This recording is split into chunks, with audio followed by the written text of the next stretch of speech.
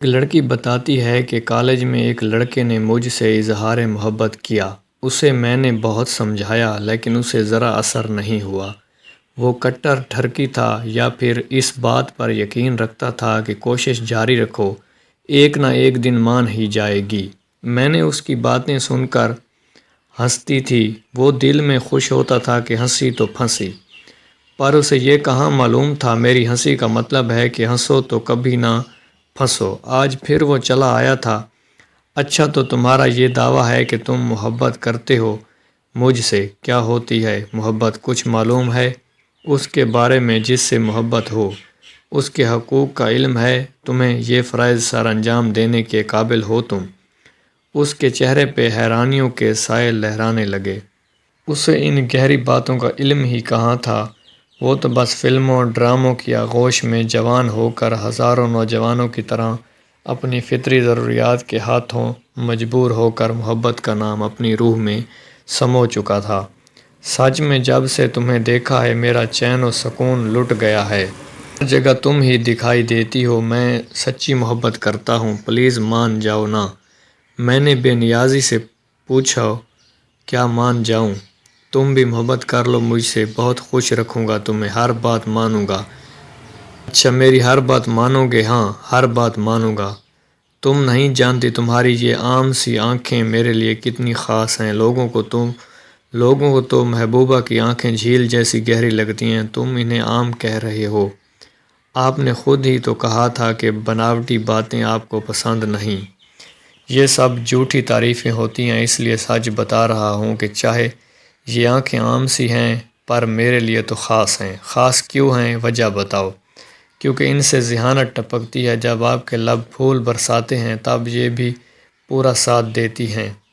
ایسا لگتا ہے جیسے یہ بھی بول رہی ہوں، واہ تو محبت کی پہلی سیڑھی چڑھ ہی گئے ہو تم۔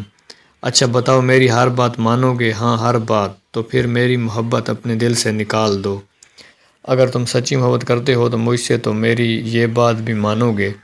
اس کی آنکھوں میں پانی جمع ہونے لگا تھا، جیسے اندر ہی اندر جذب کرنے کی وہ ناکام کوشش کر رہا تھا۔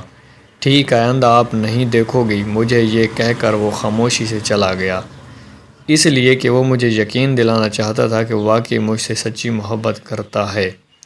میرے لبوں پہ مسکراہٹ پھیل گئی۔ میں نے دل میں سوچا کہ تم مجھے بیوقوف نہیں بنا سکتے۔ کافی دن گزر گئے، اس نے مجھ سے کوئی بات نہیں کی، کوئی کال نہ میسج۔ پھر ایک دن وہ خود ہی میرے پاس چلا آیا۔ میں نے تمہاری محبت اپنے دل سے نکال دی، اب تم میرے لیے ایک عام عورت ہو۔ لفظ عورت سن کر میں کھلکھلا کر ہنس پڑی۔ پتہ میری محبت کیوں نکلی ہے تمہارے دل سے؟ کیونکہ یہ محبت کبھی تھی ہی نہیں۔ محبت کبھی دل سے نہیں نکلتی بشرط یہ کہ سچی ہو۔ محبوب کے ساتھ حقیقی پل تو دور کی بات، کبھی خیالوں میں بھی اس کا ہاتھ تک پکڑنا نصیب نہ ہو، اور نہ ہی وہ شدتوں کو جانتا ہو، پھر بھی دل سے محبت نہیں نکلتی۔ وہ شرمندہ سا ہوا۔ تمہیں کیا پتہ میں کتنا رویا ہوں، کتنی راتیں جاگ کر گزاری ہیں، کتنا سوچا ہے۔ پھر میں نے خود کو سمجھایا کہ میں تمہاری بات مانوں گا، فریادی بن کر اب نہیں آؤں گا، اس لیے کہہ رہا ہوں محبت ختم ہو گئی۔ شادی تو ویسے بھی تمہارے ساتھ نہیں ہو سکتی۔ کیوں؟ مجھے خارش ہے۔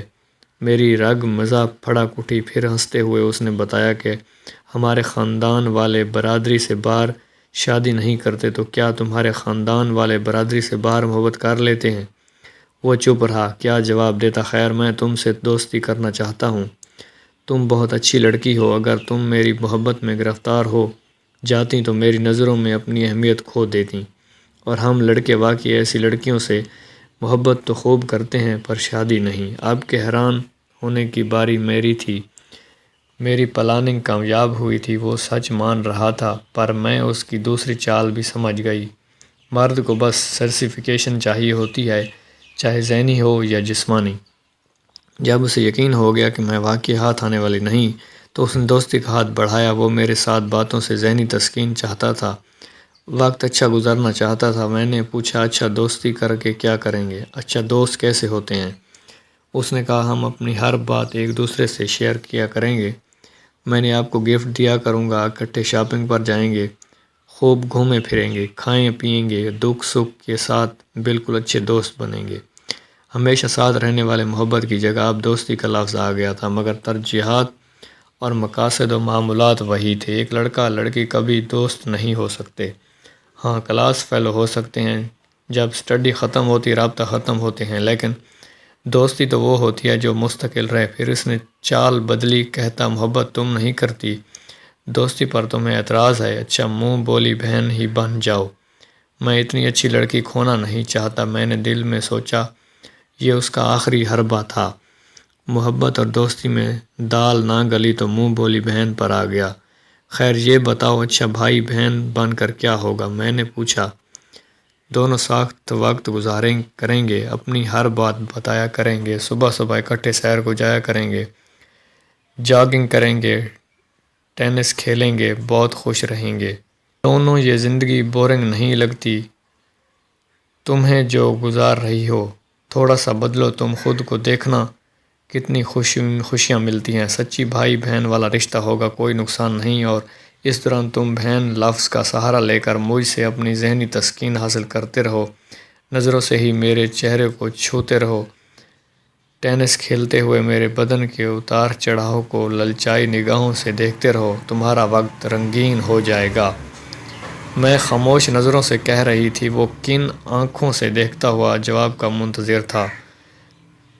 سوری میری خوشیاں، خوابیں، سیر، جاگنگ، زندگی کے رنگ، ٹوئسٹ کہہ کے دکھ سکھ کسی غیر مرد کے محتاج نہیں۔ میں اپنے پاپا کے ساتھ سیر کو جاتی ہوں۔ باپ کی شفقت بھری گفتگو بہت لطف دیتی ہے۔